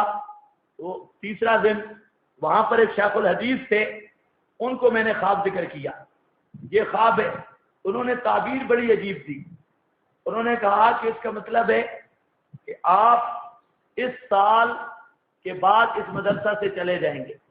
جو گدلا پانی ہے وہ یہ ہے، آپ چلے جائیں گے، اور آپ کہ اللہ خالص دین کا کام لے گا. صاف پانی، شفاف پانی اس کی تعبیر ہے. لیکن یونس علیہ السلام کی ملاقات خطرناک ہے. وہ جو پانی ہوگا بڑا مشکل ہوگا. شفاف پانی، حضرت یونس کی ملاقات یہ کنایا ہے مصائب اور ازمائشوں اور تکلیفوں سے، لیکن اس لحاظ سے خوش آئند بھی ہے کہ وہ جو مچھلیاں دیکھی یہ طالب علم ہے. مچھلیاں یہ طالب علم ہے وہ تو اچھا بھائی. اور انہوں نے جو تعبیر دی بالکل اسی طرح ہوا. حیران. یہ یاد رکھ لو، خواب کی سچائی کوئی ولایت کی علامت نہیں، کوئی کسی کو دھوکہ لگ جائے. یہ کوئی ولایت میں نہیں بیان کر رہا. ویسے آپ صلی اللہ علیہ وسلم کی عادت تھی، خواب سنتے تھے. خواب شریف حجت بھی نہیں، تعبیر ہوتی ہے. میں نے خواب میں دیکھا، یہ میں نے مولانا امیر صاحب کو بتایا، آج سے بہت عرصہ پہلے میں نے خواب دیکھا کہ میں ایک جنگل میں ہوں، بہت بڑا جنگل ہے. ابھی دورہ تفسیر میں نے نہیں شروع کیا تھا، خواب پہلے دیکھا. جنگل ہے بہت بڑا اور بہت اونچی زمینیں ہیں. تو وہاں پر ایک بزرگ ہے، پگڑی شگڑی لگائی ہوئی ہے اور بڑا ٹھیک ٹھاک زبردست ہو کے آ رہا ہے. مجھے بلاتے ہیں ادھر آؤ. پٹھان بزرگ ہے. تو کہتے ہیں میرا نام محمد طاہر ہے، شیخ القرآن مولانا محمد طاہر صاحب. وہ میں آیا ہوں آپ کے پاس کہ یہ جو اونچی جگہ ہے، جنگل بیابان ہے، ایک نالا جا رہا ہے، اس کا پانی لگانا ہے. مجھے کہتے ہیں پانی لگانا ہے. میں حیران ہو گیا، پانی لگانا ہے اس کو. نالا اتنا نیچا تھا اور یہ بالکل ٹیلے اور عجیب سی زمین اوپر تھی، ریگستان. شیخ صاحب کہتے ہیں پانی لگاؤ. میں نے کہا حضرت مجھے تو نہیں لگتا ہے زمین کو پانی، یہ تو بہت اونچی زمین ہے اور ٹیلے ہیں، ڈھیلے ہیں، ساری چیزیں ہیں. تو شیخ القرآن صاحب کہتے ہیں پھر آؤ. بڑے ہنس پڑے، کہتے ہیں میرے ساتھ چلو، میں آپ کے ساتھ ہوتا ہوں، پانی تو لگانا ہے. میں آئے اس لیے ہوں، میں آپ کو طریقہ سکھاتا ہوں پانی لگانے کا. آپ پانی لگائیں. اب وہاں شیخ صاحب کے پاس کوئی چیز تھی، عجیب سی چیز تھی. انہوں نے کوئی ایسا طریقہ کیا کہ چند سیکنڈوں میں وہ زمین میں نالیاں بنا رہے. جتنا ریگستان تھا میں اب دیکھ رہا تھا حیران کہ یہ کر کیا رہے ہیں. ایسی کو ان کے پاس چیز تھی، ایسے نالیاں بناتے گئے، لمبی نالیاں بن گئی. اب مجھے کہتے ہیں کہ اب بیٹے آؤ اور یہ پانی اس میں چھوڑو. اب میں ان کو بھی دیکھتا ہوں، پانی بھی چھوڑتا ہوں. پانی جو میں نے وہاں چھوڑا اس نالے کا، پوری زمین پہ پانی پھیل گیا، پوری زمین پہ. اور یک دم اب مجھے کہتے ہیں اب بتاؤ، تم کہتے ہو پانی نہیں چڑھتا، پانی چڑھا ہے کہ نہیں چڑھا؟ کہتے ہیں اب ذرا انتظار کرنا، اس سے پھل کیسے آتے ہیں، اور جہاں پر بہت بڑا باغ لگے گا اور پھل آئیں گے. یہ کہہ کر وہ سائڈ پہ ہوئے. ساتھ ایک اور آدمی ظاہر ہوتا ہے، وہ بھی پشتو والا ہے. تو مجھے کہتا ہے کہ میرے بیٹے سے آپ قرآن نہیں پڑھتے؟ یہ شیخ القرآن صاحب ہے. تو 12 لمبا خواب ہے. یہ اس وقت میں نے امیر صاحب کو بتایا تھا. اب میں دیکھتا ہوں کہ مولانا شیخ القرآن طاہر صاحب کی ملاقات کیوں تھی؟ یہ پشتو والے طالب علم آنے تھے. ہاں، یہ اس وقت بھی تعبیر یہی نکلی تھی، لیکن اس وقت ہمیں یقین نہیں آ رہا تھا کہ یہ کیا ترتیب ہوگی. ہمارا جو ایریا تھا وہاں تو پشتو والے بالکل آتے ہی نہیں، پہنچتے ہی نہیں، لیکن شیخ صاحب وہاں پہنچ گئے. اب یہ کوئی نہ سمجھے کہ موت کے بعد کچھ تصرف کیا، کہ خواب ہے. اور خواب کے اندر صرف کیا ہوتی ہے؟ بشارات، عالم مثال کی باتیں ہوتی ہیں. ہاں، اس طرح کے عجیب و غریب خواب ہوتے ہیں. تو حضرت یوسف علیہ السلام کو بھی کیا آیا؟ خواب. اصل بات آپ کو بتا رہا تھا، خواب میں اڑنا تعبیر اس کی دین کی وجہ سے ترقی اور دین کی وجہ سے عزت کا ملنا ہے. آپ تو معبر ملتے ہی کوئی نہیں ہے، ورنہ اچھا اذ قال یوسف، لوگ تو خواب بیان کر کے وہ ٹرے مارتے ہیں ولایت شلایت کے. یہ کافر کو بھی سچا خواب آتا ہے، آگے پڑھیں گے. کافر کو بھی سچا خواب آیا تھا، بادشاہ کو بھی آیا تھا بڑا خواب. یہ کوئی خواب شاب یہ ولایت کی دلیل نہیں ہوتے، خیال کرنا. اذ قال یوسف لابیہ. اچھا، خواب کے اندر غیر ذویل عقول بشکل ذویل عقول ہوتی ہے. یہ چونکہ عالم مثال کی بات ہے، اس لیے ہم ضمیر سے تعبیر کر دیا. اس پر اور بات ہے. بعض حضرات نے کہا کہ برادران یوسف، چلو وہ بات بھی آگے کرتے ہیں، آگے چلو. قال یا بنیا، قال یا بنیا، کہا اے میرے پیارے بیٹے. یہ تصغیر ہے محبت کی وجہ سے. یا بنیا، اے میرے پیارے بیٹے، لا تقصص رؤیاک، نہ بیان کر خواب اپنا، علی اخوتک، اپنے سارے بھائیوں پر، فیکیدوا لک کیدا، بس مکر کریں گے تیرے لیے مکر کرنا، تدبیریں کریں گے تیرے لیے تدبیریں کرنا. کیا مطلب؟ یکیدوا لک کیدا، تدبیریں کریں گے تدبیریں کرنا. مطلب کیا ہے؟ اگرچہ تدبیر کو روک نہیں سکیں گے، اگرچہ تدبیر کو نہ روک سکیں گے، اوپر لکھا ہے، لیکن تیری ایذا کی کوشش کریں گے، تدبیریں کریں گے. جہاں پر یہ بات ہے کہ علی اخوتک کا بھائی دو قسم پر تھے. ایک بھائی تھے سگے حضرت یوسف علیہ السلام کے، الاتی، اور ایک بھائی عینی تھا. کون؟ بنیامین. 10 الاتی اور ایک عینی بنیامین. اب سوال ہے کہ سب بھائیوں سے کیوں منع کیا؟ لا تقصص رؤیاک علی اخوتک، الاتی سے بھی منع، عینی سے بھی. حالانکہ خطرہ الاتی بھائیوں سے تھا نہ کہ بنیامین سے. اس کا جواب مفسرین نے دیا کہ وجہ یہ تھی کہ عام طور پہ چھوٹے جو بچے ہوتے ہیں نا، وہ کن نسا ہوتے ہیں، ان کے منہ میں بات نہیں کھڑی ہوتی. تو اگر چھوٹے کے سامنے بیان نہیں کرنا کہ کہیں وہ بھی آگے اگر بیان کر دے گا تو بھائی پہلے ہاتھ سے دیں، تو وہ اس خواب کو سمجھ جائیں گے اور اس پر تجھے نقصان دینے کی تدبیریں کریں گے. تو چھوٹے کو بھی نہیں بتانا اس خطرے کی بنیاد پر کہ وہ آگے بتلا نہ دے. تو آگے ان الشیطان یہ علت ہے، لا تقصص رؤیاک کی علت ہے، نہ بیان کر اپنا خواب. اب یہاں جو رؤیا کا ہے اس کو یاد رکھنا. بعض حضرات نے کہا رأے تو رویت عینی ہے، آنکھوں سے دیکھا رہے تو احد عشرہ کوکبن، یہ بعد نے یہ کہا، لیکن یعنی جاگتے ہوئے بیداری میں دیکھا، لیکن یہ معنی قطعا نہیں. دلیل رؤیا کا آگے خود موجود ہے. یہ خواب کا دیکھنا تھا، رویت منامی. او بزرگوں، لا تقصص کی علت، بھائی سوال تھا کہ بھائی ہیں تو بھائی کو اگر بتا دے تو بھائی تو خیر خواہ ہوتے ہیں، اور میں ہاں بھائی تو اچھے ہوتے ہیں، شیطان بڑا برا ہے. ان الشیطان بے شک شیطان للانسان عدو مبین، انسان کے لیے دشمن ظاہر ہے. وہی رکاوٹیں ڈالتا ہے، وسوسے ڈالے گا. شیطان کی عادت ہے لڑانا اور رکاوٹیں ڈالنا، وہ بہانوں کی تلاش میں ہوتا ہے. یہ خواب جب جائے گا ان کے پاس تو شیطان انہیں وسوسے ڈال کے بھڑکائے گا، اس لیے ان کے سامنے یہ خواب بیان نہ کرنا. اب یہ پہلے ہے تدبیر یعقوب، حضرت یعقوب علیہ السلام کی تنبیہ ناسیانہ قبل از تعبیر. ایک آگے کذالک یجتبیکا، یہ تعبیر بعد تنبیہ، تنبیہ کے بعد بیان ہے تعبیر خواب کا.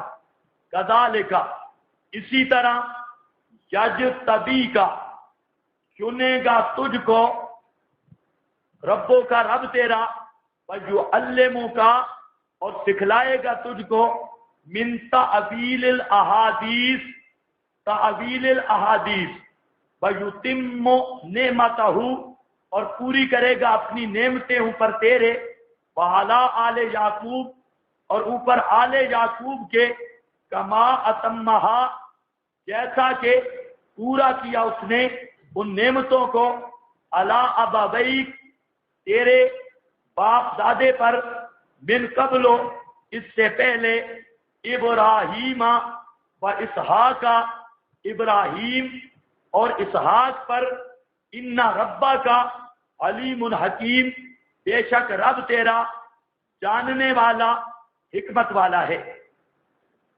یہ ہے خواب کی تعبیر. کذالک جس طرح تو نے خواب دیکھا اسی طرح، یجتبی کا چنے گا تجھ کو، ربوں کا رب تیرا. جس طرح تو نے خواب دیکھا اسی طرح چنے گا تجھ کو رب تیرا، یہ تیرا رب چنے گا. آگے وَيُعَلِّمُكَ اور سکھلائے گا تجھے، من تعویل الاحادیث. یہاں چند باتیں سمجھنی ہے. پہلی بات تجھے ہے کہ کذالک کا مشبہ بھی کیا ہے. میں نے بتا دیا یہی خواب، جیسا کہ اللہ نے تجھے یہ خواب دکھایا، اس خواب کے مطابق اللہ تجھے چنے گا. کیا مطلب؟ تیرا یہ خواب پورا ہوگا، اس خواب کی تعبیر پوری ہوگی. جیسے تو نے دیکھا سورج چاند ستاروں کو سجدے کرتے، ایک وقت آئے گا یہ اسی طرح سجدہ کریں گے. یہ ہے کذالک یجتبی کا ربوں کا، یہ مطلب ہے. ایک بات. دوسرا، اجتباء کا کیا معنی ہے؟ سجاد فرا وغیرہ جو علماء لغت ہیں وہ فرماتے ہیں الاجتباء مشتق من جبیت الشیء. اجتباء مشتق ہے جبیت الشیء سے، اور جبیت الشیء کہتے ہیں اذا اخلصتہ لنفسک کا، جب تو خالص کر دے چیز کو اپنے لیے. اخلصتہ لنفسک کا، اپنے لیے خالص کر دے. تفسیر کبیر. تو یجتبی کا کیا مطلب؟ اللہ تجھے اپنے لیے خالص کرے گا. کیا مطلب؟ نبوت دے کر، نیچے لکھا ہے لِلسُّجُودِ لَكَ، کیا تیرے یہ سجدہ کرا کے، تیرے سامنے جھکا کر ان کو، وَيُعَلِّمُكَ نعمت ثانیہ، اور سکھلائے گا تجھ کو تعویل الاحادیث۔ تعویل الاحادیث کا کیا معنی؟ احادیث کا معنی باتیں، تعویل کا معنی نتیجہ، لفظی معنی تو اس کا ہے باتوں کا نتیجہ۔ اللہ تجھے سکھائے گا باتوں کا نتیجہ۔ مراد کیا ہے؟ اس میں متعدد اقوال ہے کہ تعویل الاحادیث سے کیا مراد ہے۔ اکثر مفسرین اس طرف چلے گئے کہ احادیث کا معنی خواب، اور تعویل بے معنی تعبیر، مطلب ہے اللہ آپ کو خوابوں کی تعبیر سکھائے گا، خوابوں کی تعبیر کا علم دے گا۔ یہ بھی بڑا علم ہے، خوابوں کی تعبیر کا علم مستقل علم ہے، فن ہے، ہر آدمی کے بس کی بات نہیں۔ تو تعبیر جو ہے، تعبیر، یہ تعبیر سکھائے گا خوابوں کی، لیکن محققین اس طرف ہے کہ خوابوں کی تعبیر بھی ہے، لیکن جہاں احادیث سے مراد ہے مضامین مشکلہ، کتب سماویہ کے مضامین مشکلہ، مشکلات کتب سماویہ، اور تعویل کا مطلب صحیح تفسیر اور صحیح مفہوم اور توضیح، اور مطلب یہ ہے کہ اللہ تعالیٰ تجھے ایسا علم دے گا کہ آسمانی کتابوں میں جو مشکل مقامات ہیں یا علمی مسائل ہیں، ان کو بہترین تعبیر اور بہترین توضیح کا اللہ ملکہ عطا کرے گا۔ یہ بزرگوں، یہ بھی ملکہ ہوتا ہے، او بزرگوں، یہ بھی کیا ہوتا ہے؟ ملکہ۔ مشکلات القرآن کا حل کرنا، یہ بھی تو ملکہ ہے۔ کتب کے مسائل کا حل کرنا، یہ بھی ملکہ ہے۔ تو یہاں مراد آپ کے نیچے لکھا ہے جہاں مشکل باتوں کا، یا مشکل باتوں سے مراد ہے مضامین کتب سماویہ کے جو مشکل ہے، مضامین مشکلہ، ان کو حل کرنے کا ملکہ۔ یہ ملکہ بھی کسی کسی کو ہوتا ہے۔ ہمارے اس آخر دور میں اللہ نے مولانا حسین علی کو یہ ملکہ دیا، مشکلات کو حل کرنے والا۔ تو سمجھ آئی یہ بات کہ نہیں؟ مشکلات کوئی اور نہ سمجھنا، مشکلات القرآن۔ ہاں، کل کہنا بھی مولانا حسین علی مشکل کشا ہے۔ مشکلات القرآن کو حل کرنے والے، مشکلات الحدیث کو حل کرنے والے، یہ علم دیں گے۔ کتنے قول ہو گئے بزرگوں؟ چپ ہو گئی ہے۔ کتنے قول ہو گئے؟ دو، خوابوں کی تعبیر اور مضامین مشکلہ کا حل۔ تیسرا، مقدمات سے نتیجہ نکالنا۔ مقدمات سے نتیجہ نکالنا۔ آدمی ہوتا ہے نا، بات سے اندازہ کر لیتا ہے، بات ہو کوئی سامنے آئے، اس کے نتیجے کو اپنے تجربے سے نکالتا ہے۔ اس کو بھی عواقب الامور کہتے ہیں عربی میں۔ یہ تعبیر حدیث سے مراد، مجاہد کہتے ہیں تعبیر الرؤیا، اور حسن بصری کہتے ہیں عواقب الامور، امور کے نتیجے تک پہنچنا۔ ایک کسی چیز کو دیکھا، فوراً نتیجے تک پہنچ گیا۔ البحر المحیط، ابن زید کہتے ہیں العلم والحکمہ، علم اور حکمت مراد ہے۔ اور زمخشری کہتا ہے معانی کتب اللہ و سنن الانبیاء، سنن الانبیاء، اللہ کی کتابوں کے معانی، و سنن الانبیاء کشاف، وہ جو معنی میں نے آپ کو بتایا مضامین مشکلہ، یہ کشاف والے نے لیا۔ اور ایک معنی راضی نے کیا بڑا اچھا، کہتا ہے تعویل الاحادیث کا معنی ہے من رعایت المصالح فی الدین،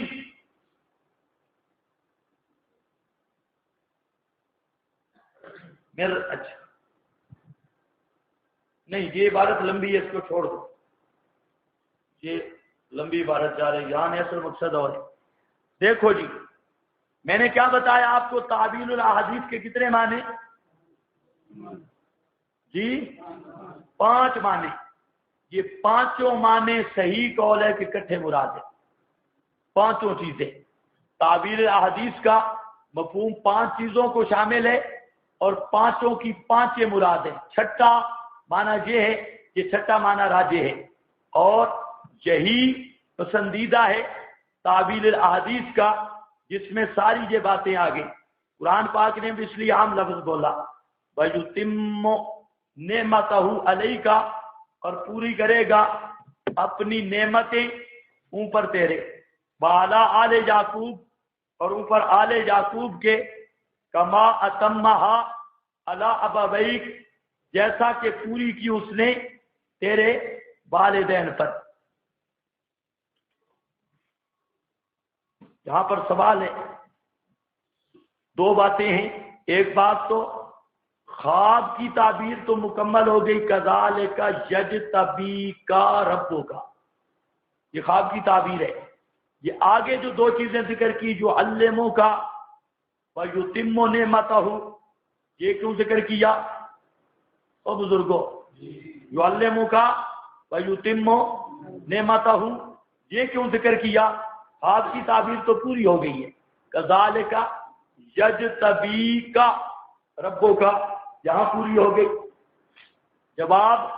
جواب یہ ہے کہ بعد نے تو کہا کہ یہ تعبیر خواب کا حصہ ہے، تینوں باتیں تعبیر خواب میں ہیں، لیکن دوسرے حضرات کہتے ہیں خواب مکمل ہو گیا یجتبی کا ربوں کا پر، اور جو علموں کا من تعبیر الاحادیث میں یہ جو 2 باتیں ذکر کی، یہ بذریعہ وحی کے زائد ذکر کی یا اپنی فراست سے زائد ذکر کی؟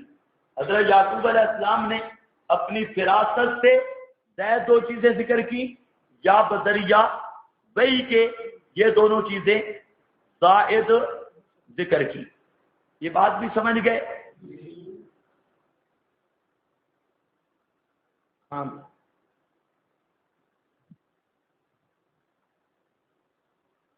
کذالک یجتبیک ربک، جہاں دوسری بات یہ ہے کہ جہاں پر ایک معرکۃ الاعراب حاصلی ہے، تحقیق نبوت اخوت یوسف، کہ جہاں پر مسئلہ جو آ رہا ہے کذالک یجتبیک ربک ویعلمک من تعویل الاحادیث ویتم نعمتہ علیک وعلی آل یعقوب، تجھ پہ اپنی نعمت پوری کرے گا اور آل یعقوب پر پوری کرے گا۔ جہاں علماء نے بات چلا دی کہ اخوہ یوسف، حضرت یوسف کے بھائی، ان کو بعد میں نبوت ملی ہے یا نہیں، یہ ایک اختلافی مسئلہ ہے۔ بعض علماء نے کہا انہیں نبوت بعد میں مل گئی تھی، دلیل وہ کہتے ہیں دلیلیں ہمارے پاس ہے۔ ایک دلیل ہے احد عشرہ کوکبن، ستارے کہنا، کیونکہ ستارے کا نور مستفاد ہے شمس سے، تو ستارے وہی نبوت والا ہے مقام، وہ بھی نور ہے شمس والا، تو شمس نبی ہے تو ستاروں کے ساتھ تشبیہ یہ بھی نبوت ہے، ایک تو یہ ہے۔ اور دوسرا وہ کہتے ہیں جہاں کذالک یجتبیک سے مراد نبوت ہے، جیسے اللہ تجھے نبوت دے گا اسی طرح آل یعقوب کو بھی اللہ چنے گا، یعنی نبوت دے گا۔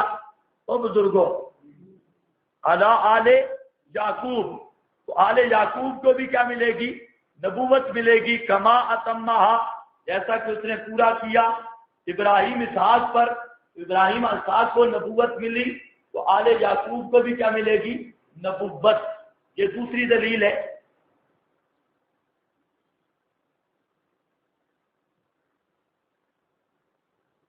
جی کہتے ہیں اس سے پتہ چلتا ہے کہ آل یعقوب یعنی حضرت یعقوب کے بیٹے یہ نبی بن گئے تھے۔ ہم کہتے ہیں یہ گپ ہے، دونوں دلیلیں کمزور ہیں۔ پہلی دلیل جو دی احد عشرہ کوکبن، تو ستارہ کے ساتھ تشبیہ صحابہ کو ہوتی ہے، نبی کو نہیں ہوتی۔ صحابی کا نجوم تو ہے، سندن ضعیف بھی ہے لیکن متن قرآن کے موافق ہے۔ اصحابی کا نجوم آپ کی کتب میں ضعیف ہے لیکن اہل تشیع کی کتب میں صحیح سند سے، ان کی صحیح سند سے۔ بہرحال نجوم صرف یہ اصحابی کا نجوم نہیں ہے۔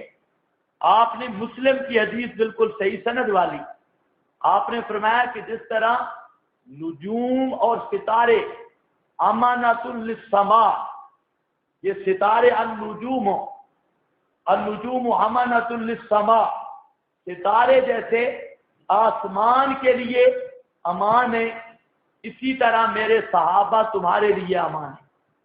کیا مطلب؟ صحابہ کے ہوتے ہوئے فتنے نہیں آ سکتے، ایمان کے فتنے۔ تو آپ نے تشبیہ دی ہے صحابہ کو نجوم سما کے، مسلم کی صحیح حدیث ہے، اس حدیث پہ کوئی اعتراض نہیں۔ اور وہ جو اصحابی کا نجوم ہے اس کی سند ضعیف ہے، اس میں کوئی شک نہیں، لیکن آمنوا کما آمن الناس متن اس کا صحیح ہے، تو ہمیں اس سے استدلال کرنے کی ضرورت ہی نہیں۔ مسلم کی صحیح حدیث میں آپ نے تشبیہ دی ہے صحابہ کو نجوم سما سے، آسمان کے ستاروں سے۔ سن بھی رہے ہو یا نہیں؟ اس لیے اصحابی کا نجوم بیان کرنے کی کوئی ضرورت نہیں ہے۔ آپ کے خطیب بھی شروع ہو جاتے ہیں اب تکلیف کر کے مسلم کی یہ حدیث بیان کیا کرے، تو بل مسئلہ یہاں ہے، اور یہ سند بھی بالکل صحیح ہے مسلم میں۔ تو صحابہ کی تعبیر ہے کواکب سے، نہ کہ انبیاء کی۔ تو یہ پہلی دلیل بھی بودھی ہے، کمزور۔ دوسری جو دلیل دی کما اتمہ علی ابویک، یہ تب استدلال تام ہوتا کہ تشبیہ من کل الوجوہ ہوتی۔ تشبیہ کے لیے یہ قانون ہوتا کہ پورا جس طرح ان کو نبوت دی ان کو بھی دوں گا، حالانکہ تمام اہل فن اس بات پہ متفق ہیں کہ تشبیہ من کل الوجوہ نہیں ہوتی، بلکہ تشبیہ ہوتی ہے فی الوجہ، فی الجملہ۔ جیسے زید کل اسد، زید مثل شیر کے ہے۔ اب یہ تو کوئی نہیں کہتا کہ زید کی بھی چار ٹانگیں، زید کی بھی، شیر کی بھی چار ٹانگیں، زید کی بھی چار ٹانگیں، شیر کی بھی دم، زید کا بھی پوچھ، یہ تو کوئی نہیں کہتا۔ اور شیر سے بدبو، زید سے بھی بدبو، کہ بھائی شیر جیسا تھا بنے گا، شیر درندہ، زید درندہ، یہ نہیں، صرف ایک وقت ہے بہادری والا۔ تو ایک وقت میں تشبیہ ہوتی ہے، بالکل الوجوہ تشبیہ نہیں ہے، اس لیے یہ استدلال کما اتمہا، یہ بھی استدلال تام نہیں۔ سمجھ گئے جی؟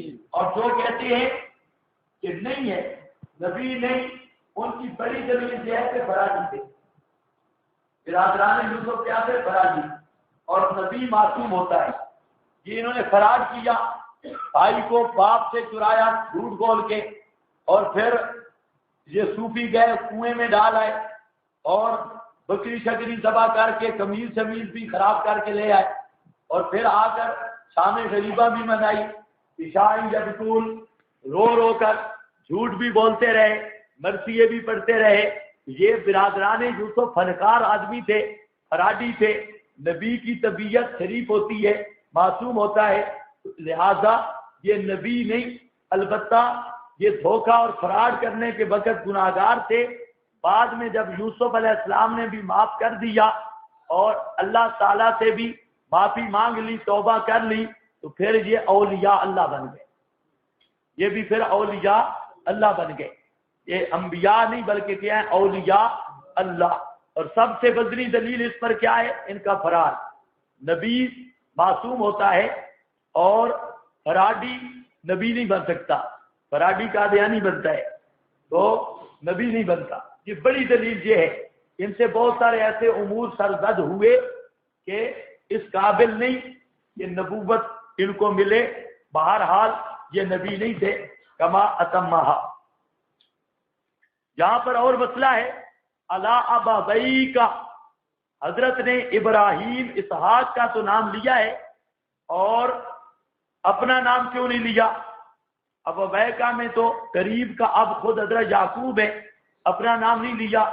جواب یہ ہے کہ اپنا نام متکلم کبھی عاجزی کے طور پہ چھوڑ دیتا ہے اور کبھی ضرورت محسوس نہیں کرتا۔ ویسے میں تو ہوں ہی صحیح نا، لیکن بطور عاجزی کے بھی اپنا نام چھوڑ دیتا ہے۔ حضرت تواضعاً اپنا نام چھوڑ دیا۔ اور جہاں پر سوال ہے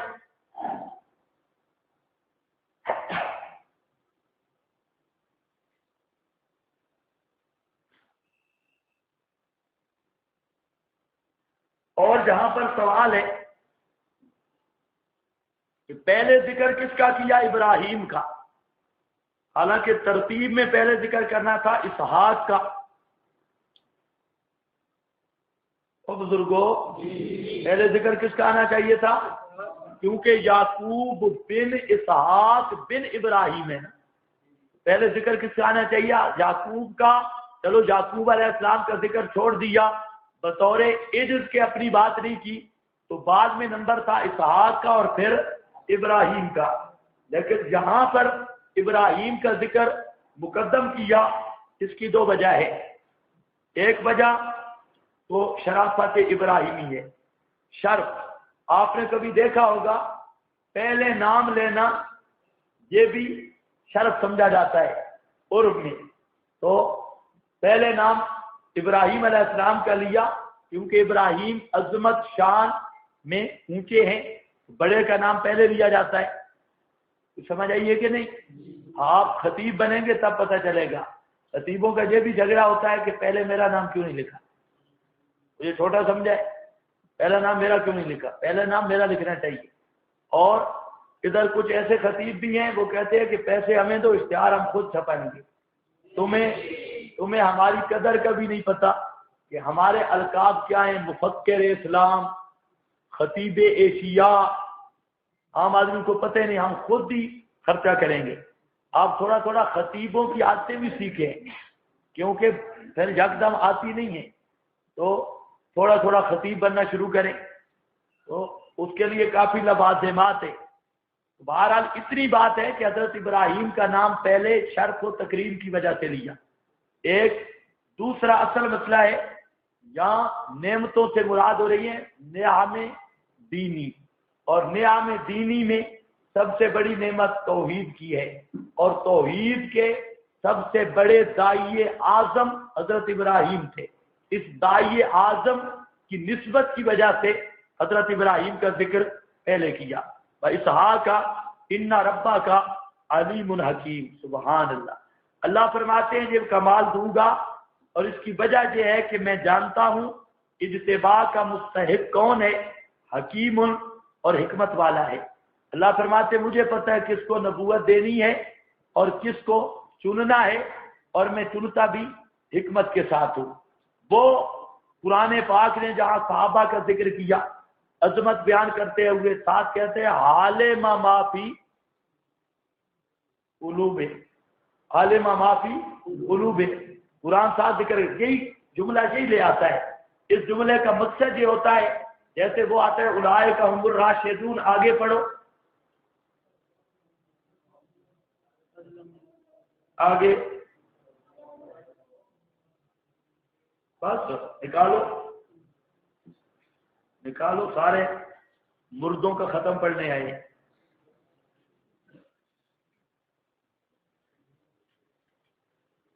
جلدی کرو جلدی۔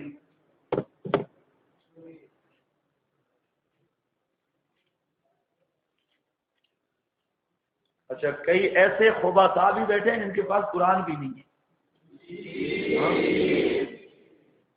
ہاں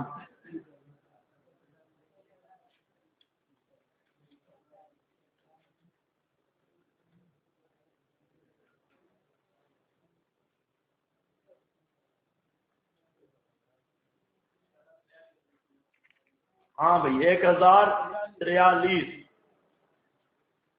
دیکھو، اللہ فرماتے ہیں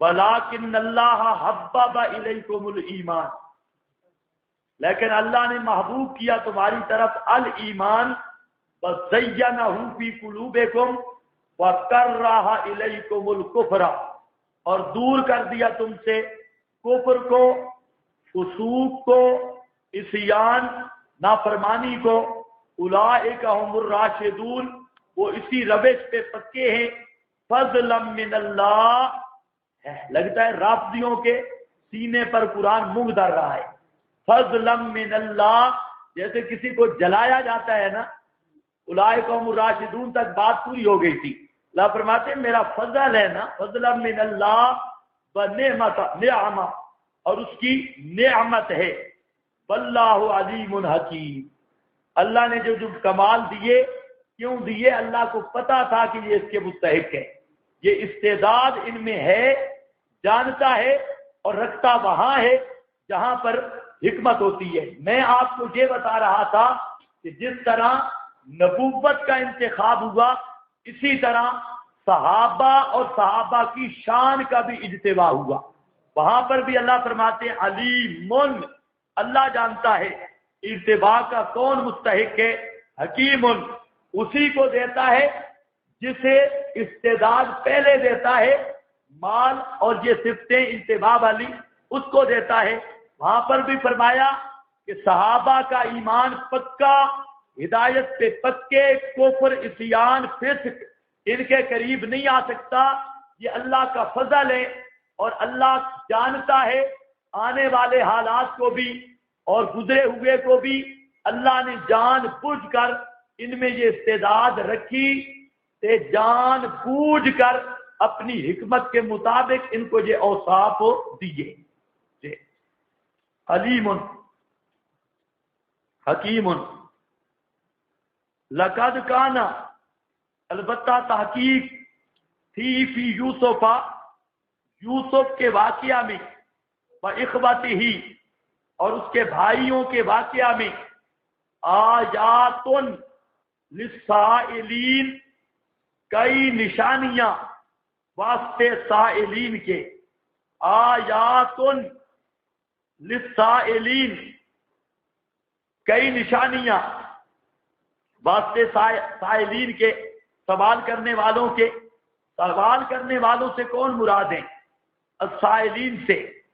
اس میں متعدد اقوال ہیں، بعض علماء لکھتے ہیں کہ سائلین سے مراد وہ سائلین ہیں جنہوں نے قصہ کا مطالبہ کیا تھا، یہود جنہوں نے سوال کیا تھا کہ اولاد یعقوب مصر کیسے پہنچی، ان کا تو علاقہ اور تھا، تو اللہ نے فرمایا کہ میرا پیغمبر کسی کے پاس پڑھا بھی نہیں، سکول مدرسہ نہیں گیا، لیکن ٹھیک ٹھیک زبردست حالات جو بیان کر دیے، تو یہ علامت ہے کہ یہ سچا نبی ہے اور قرآن پیش کر رہا ہے، ورنہ کوئی ذریعہ نہیں اس قصے کے بیان کرنے کا۔